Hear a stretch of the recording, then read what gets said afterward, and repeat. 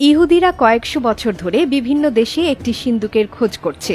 বিশেষ করে ফিলিস্তিনের পবিত্র বাইতুল মোকাদ্দাসের পূর্ব গেট থেকে শুরু করে মাটির নিচ পর্যন্ত ওই সিন্দুকটি খুঁজে বেড়াচ্ছে তারা। রহস্যময় সেই সিন্দুক সম্পর্কে পবিত্র কোরআনের সূরা বাকারার 248 নম্বর আয়াতে বলা হয়েছে যে তাদের নবী তাদেরকে আরও বলল, নিশ্চয়ই তার রাজত্বের সুস্পষ্ট নিদর্শন এই যে তোমাদের নিকট একটি সিন্দুক আসবে, যাতে আছে তোমাদের প্রতিপালকের পক্ষ থেকে তোমাদের জন্য প্রশান্তি এবং কিছু পরিত্যক্ত জিনিস, যা মুসা ও হারুন আলাইসাল্লামের বংশধরগণ রেখে গেছেন, এবং ফেরেশতারা সেটি বহন করে আনবেন। এই সিন্দুকটি উত্তরাধিকার সূত্রে বিভিন্ন নবীরা পেয়েছেন। পালাক্রমে সিন্দুকটি চলে আসে হযরত মুসা আলাইসাল্লামের কাছে। পরে মুসা ও হারুন আলাইসাল্লামের ওফাতের পর তাদের ব্যবহৃত জিনিসগুলো এই সিন্দুকে রাখা হয়। বনি ইসরায়েলরা এই সিন্দুকের প্রতি বিশেষ যত্নবান ছিলেন। তারা বিভিন্ন সময় বিপদ আপদ এবং যখন যুদ্ধে অংশগ্রহণ করতেন তখন এটিকে সামনে রেখে যুদ্ধ করতেন। এই সিন্দুকের বরকতে তাদের সব বিপদ আপদ দূর হয়ে যেত। এছাড়াও বিশেষ উৎসব অনুষ্ঠানে তারা এই সিন্দুকটি সম্মানের সাথে বহন করতেন। বেশ অনেকদিন নিজেদের কাছে এটি রেখে দেওয়ার পর একটি যুদ্ধে ফিলিস্তিনি মুশরিকরা বনি ইসরায়েলের কাছ থেকে সিন্দুকটি ছিনিয়ে নিয়ে যায়। তখন ফিলিস্তিনের ভূমিতে ওই মুশরিকরা বসবাস করত।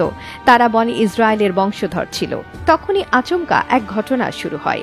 মুশরিকদের সেই এলাকাতে যেখানে সিন্দুকটি রাখা হতো সেখানেই মহামারী শুরু হয়ে যেতে লাগলো।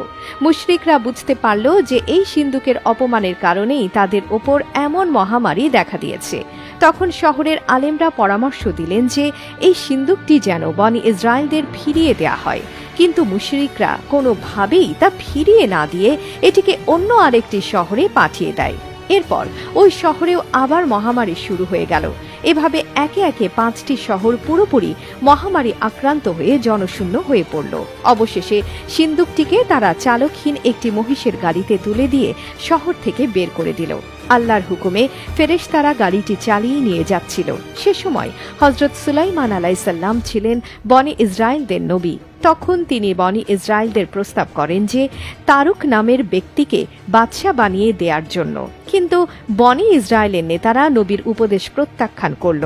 তারা নবীকে গিয়ে বলল যে আপনি যদি সত্যি নবী হয়ে থাকেন তাহলে আপনি আল্লাহর কাছে প্রার্থনা করেন যেন তাবুতে সাকিনা আমাদের কাছে ফিরিয়ে দেয়া হয়, তাহলে তারা সেই ব্যক্তিকে বাদশাহ হিসেবে মেনে নেবে। তখন তিনি তাদের বললেন পরদিন সকালের মধ্যেই তারা সিন্দুকটি ফিরে পাবে। কিন্তু বনি ইসরায়েলরা ভেবেছিলেন সিন্দুকটি কোনোভাবেই আর ফেরত পাওয়া সম্ভব নয়। পরদিন সকালে ঠিকই তারা ওই মহিষের গাড়িতে করে তাবুতে সাকিনা ফিরে পেল। পরে